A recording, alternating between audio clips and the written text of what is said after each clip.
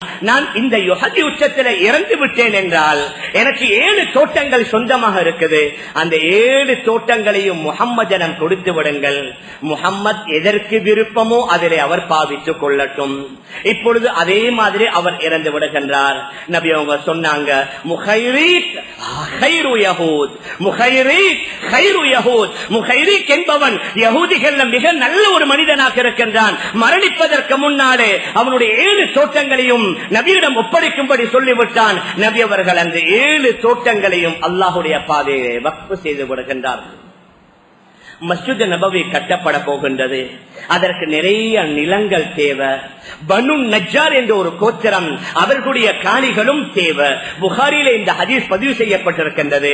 நபி அவர்கள் சொன்னார்கள், சாமினூனி பிஆயிதிக்கும், உங்களுடைய தோட்டத்திற்கு நீங்க விலையை சொல்லுங்க, விலையை கொடுத்து அதை நாங்க வாங்கி இந்த மஸ்ஜித் நபவியில சேர்க்க போகின்றோம். இப்பொழுது அந்த பனு நஜ்ஜார் சொன்னார்கள், லா நத்லுபு ஸமனஹு இல்லா இலல்லாஹ், இந்த தோட்டத்துடைய விலையை அல்லாஹ்ட்ட நாங்க எதிர்பார்க்கின்றோம், உங்கள்கிட்ட எதிர்பார்க்கல.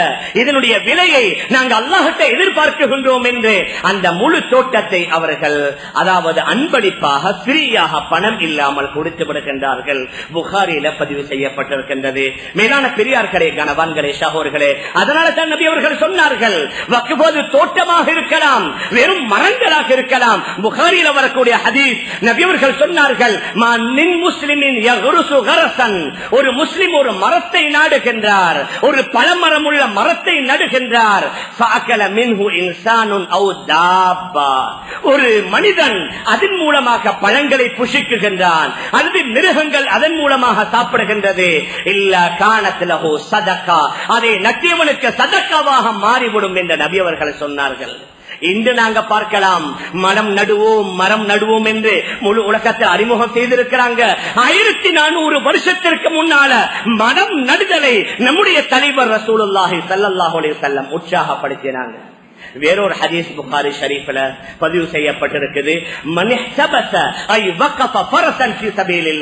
யாராவது ஒரு குதிரையை அல்லாஹ்வுடைய பாதையில வக்ஃப் செய்து விடுகின்றார், அதற்கு பின்னால ஆனால் நிபந்தனை ஈமானன் பில்லாஹ், அல்லாஹ்வை நம்பி அல்லாஹ்வுக்காக அவனுடைய வாக்குறுதிகளை உண்மைப்படுத்தி யாராவது செய்தால் அந்த குதிரை வயிறு நிறைவதும், அந்த குதிரை தாகம் தீருவதும், அந்த குதிரைகள் போடக்கூடிய விட்டைகள், இவைகள் அனைத்தும்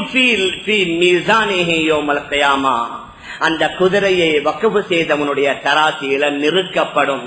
நபியவர்கள் அன்று குதிரையை சொன்னார்கள் என்றால், இன்று யாராவது ஒரு வாகனத்தை அல்லது ஒரு ஆட்டோவை வாங்கி விடுகின்றார், அதற்கு போடக்கூடிய பெட்ரோலாக இருக்கலாம், டீசலாக இருக்கலாம், இவைகள் அனைத்தையும் மீசான் என்ற தராசியில அல்லாஹு சுப்ஹானஹு வ தஆலா அவருடைய நன்மைகளாக நிறுத்தி விடுவான்.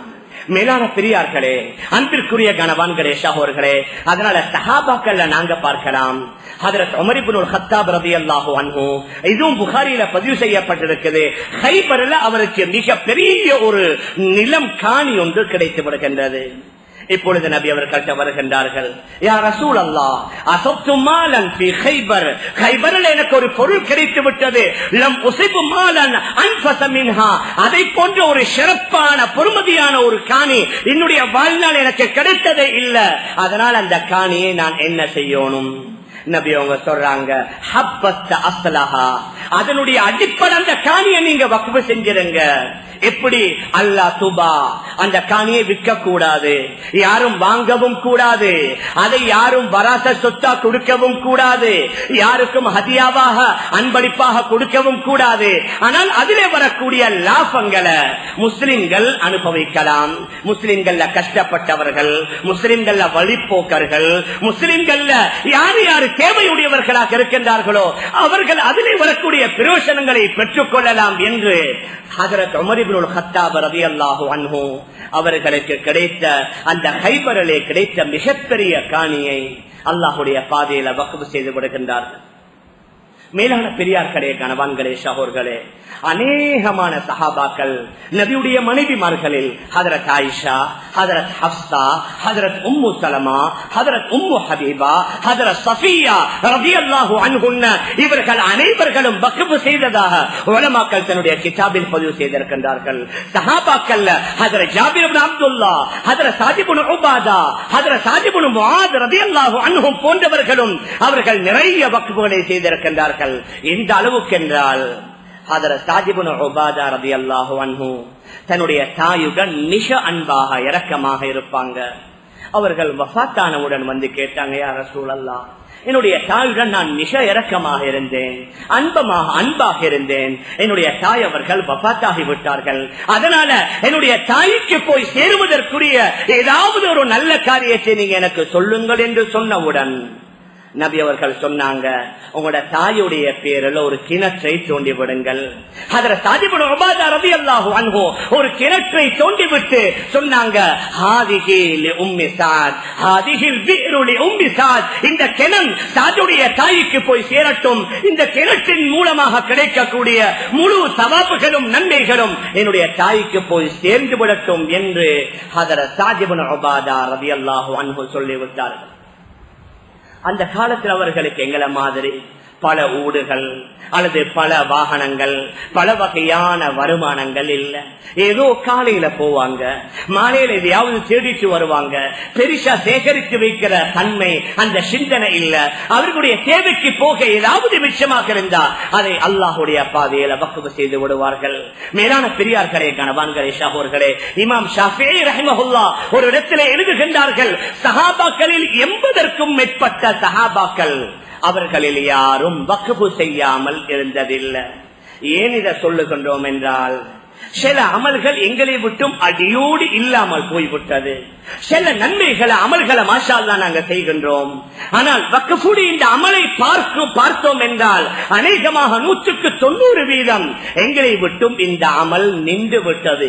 ஏதோ சில நேரங்களில் சதகாக்களை கொடுக்குகின்றோம், ஜகாத்துகளை கணக்கு பார்த்து கொடுக்குகின்றோம், மதரசாக்களுக்கு மஸ்ஜிதுகளுக்கு எங்களால முடியுமான மற்ற நல்ல விடயங்களுக்கு நிறுவனங்களுக்கு செய்து கொண்டிருக்கின்றோம். ஆனால் இந்த வக்ஃபுடைய அமல் அநேகமாக இந்த காலத்தில் விசேஷமாக நம்முடைய நாட்டில் குறைவாக இருக்கின்றது. மேலான பெரியார்களே, கணவான்களே, சகோர்களே, நபியுடைய காலத்தில் மட்டுமல்ல, அதற்கு பின்னால வந்த சஹாபாக்கள், தாபிஈன்கள், தபா தாபிஈன்களுடைய காலம் நாங்க பார்க்கலாம். ஹாரூன் ரஷீத் என்று சொல்லக்கூடிய பெரிய ஒரு கலீஃபா, அவருடைய மனைவி தான் சுபைதா காத்தூன் என்று சொல்லக்கூடிய ஒரு பெண்மணி. அந்த காலத்தில் அந்த பெண்ணும் சேர்ந்து ஹஜ்ஜுக்கு வருவாங்க. ஆனால் ஹஜ்ஜுக்கு வரக்கூடிய ஹாஜிமார்களுக்கு தண்ணீருக்குரிய ஏற்பாடு ரொம்ப குறைவாக இருந்தது. அதனால அரபாவுல, மினாவுல, முஸ்தலிஃபாவுல இருக்கக்கூடிய ஹாஜிமார்கள் சில நேரங்களில் ஒரு கிளாஸ் தண்ணீர் 80 தீனார் கொடுத்து ஒரு கிளாஸ் தண்ணீரை குடிச்சிருக்கிறாங்க. அவ்வளவு கஷ்டமான ஒரு காலம். சில ரிவாயத்துகள்ல வருது, சில ஹாஜிமார்கள் குடிப்பதற்கு தண்ணீர் இல்லாமல் துடித்து இறந்தும் இருக்கின்றார்கள்.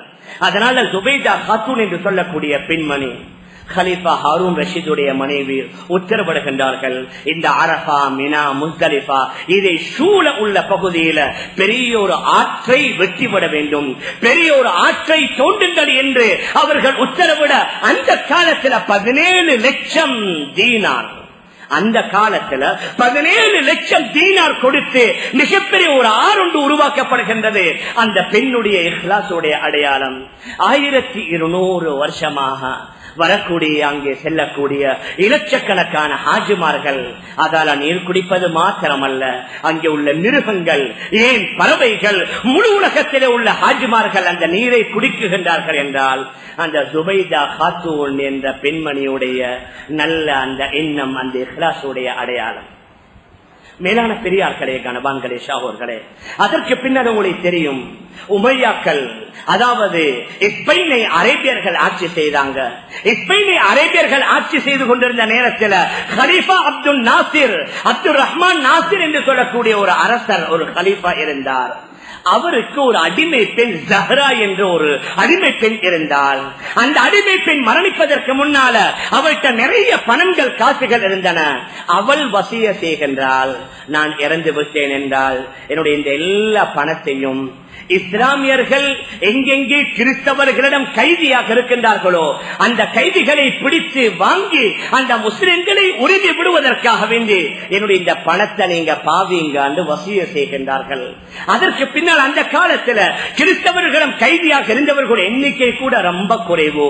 இருந்தாலும் அந்த பெண்ணுடைய வசியத்திற்கேற்ப ஒரு சில கைதிகளை வாங்கி உரிமை விட்டதற்கு பின்னாலும் நிறைய பணம் மிச்சமாக இருக்கின்றது. அந்த நேரத்தில் அப்துல் ரஹ்மான் நாசிர் அவர் என்ன செய்கின்றார் என்றா, இந்த பணத்தை இந்த பெண்ணுடைய ஞாபகார்த்தமாக நாங்க என்ன செய்வோம், ஸ்பெயின்ல அதாவது ஒரு சிட்டியை மதீனத்து ஜஹரா சிட்டி என்று ஒரு சிட்டியை கட்டுகின்றார்கள். அதற்கு செலவான பணத்தை கேட்டு ஆச்சரியப்படுவீங்க. 45 கோடி அந்த காலத்துல செலவழிச்சிருக்கிறாங்க. அந்த சிட்டியில ஜஹரா பேலஸ் என்று வேற, ஜஹரா பூங்காவனம் என்று வேற, மஸ்ஜித் என்று வேற, எக்கச்சக்கமான மிகப்பெரிய அளவுல மதீனத்து ஜஹரா என்று சொல்லி கிட்டத்தட்ட 1000 வருடங்களுக்கு மேலால் கழிந்தும் இன்று வரைக்கும் அந்த ஜஹரா பேலஸ், அந்த ஜஹரா சிட்டியினுடைய சில அடையாளங்கள் இருக்கின்றது.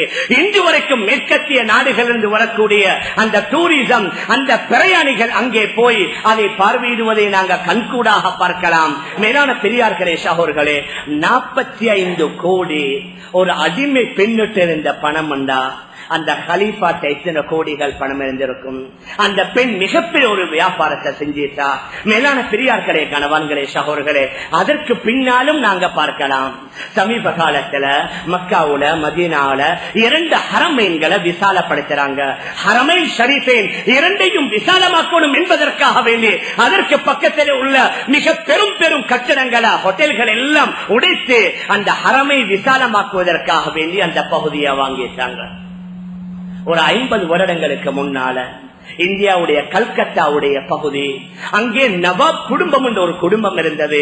அந்த நவாப் குடும்பத்திலே வாழ்ந்த ஒரு பெண்மணி, சௌலத்துல் நிசா என்று சொல்லக்கூடிய ஒரு பெண்மணி என்ன செய்கின்றால், ஒரு 50-60 வருடங்களுக்கு முன்னால ஹரம் ஷரீஃபுக்கு பக்கத்தில் குர்ஆன் ஹதீஸுடைய கல்வியை பாதுகாக்கணும் என்று ஒரு மதரசாவை ஆரம்பித்து வைக்கின்றார். அந்த மதரசாவுடைய பெயர் சௌலத்தியா. மதரசா சௌலத்தியா என்ற பெயரில் ஒரு மதரசா ஆரம்பிக்கப்படுகின்றது. அதற்கு பின்னால் உள்ள பல கட்டடங்கள் உடைக்கப்பட்டும் அந்த மதரசா சௌலத்தியா உடைக்கப்படல. அதிலேயும் விசேஷம் என்ன, முழு உலகத்திலிருந்து புனித தாவத் தப்லீகுடைய உழைப்புல உலகத்திலிருந்து எங்கெங்கெல்லாம் ஜமாத்துகள் மக்காவிற்கு போகின்றார்களோ அங்க அந்த அனைத்து ஜமாத்தினர்களும் தங்கக்கூடிய இடம் அந்த மதரசா சௌலத்தியா என்ற இடம். ஒரு சாதாரணமான பெண்மணி, அவளுடைய இஹ்லாஸ் அந்த சௌலத்தியா என்ற பெயரில் ஒரு மதரசாவை ஆரம்பிக்கின்றால், அதிலே குர்ஆன் ஹதீஸுடைய கல்விகள் பாதுகாக்கப்படணும், அது பரத்தப்படணும் என்ற நியத்தில் செய்கின்றால், இன்று வரைக்கும் முழு உலகத்தில் உள்ள தாவத்துடைய உழைப்பில் ஈடுபடக்கூடிய அனைத்து ஜமாத்துகளும் அந்த மதரசா சௌலத்தியாவுக்கு போகாமல் திரும்பி வருவதில்லை. மேலான பெரியார்களே, கணவான்களே, சகோதரர்களே, இப்படியே நாங்க பார்த்தோம்னா நம்முடைய மூதாதையர்கள் இந்த அளவுக்கு இமாம் ஷாஃபி ரஹ்மஹுல்லாஹ் கூறுவார்கள், மக்காவுடைய அநேகமான வீடுகள் வக்ஃப் செய்யப்பட்டதாகத்தான் இருந்தது. அந்த அளவுக்கு நம்முடைய மூதாதையர்கள் வக்ஃப் செய்வதில் ஆர்வம் காட்டினார்கள். அதற்காக வேண்டி அவர்கள் பல முயற்சிகளை செய்து தன்னுடைய மரணத்திற்கு பின்னால நன்மை வந்து சேரணும் என்று பல முயற்சிகளை செய்தார்கள். மேலான பெரியார்களே, கணவான்களே, சகோதரர்களே, ஏன் நம்முடைய நாட்டுடைய முன்னோர்களும் அல்ஹம்துலில்லாஹ் அதிலிருந்து விதி விலக்கு இல்ல.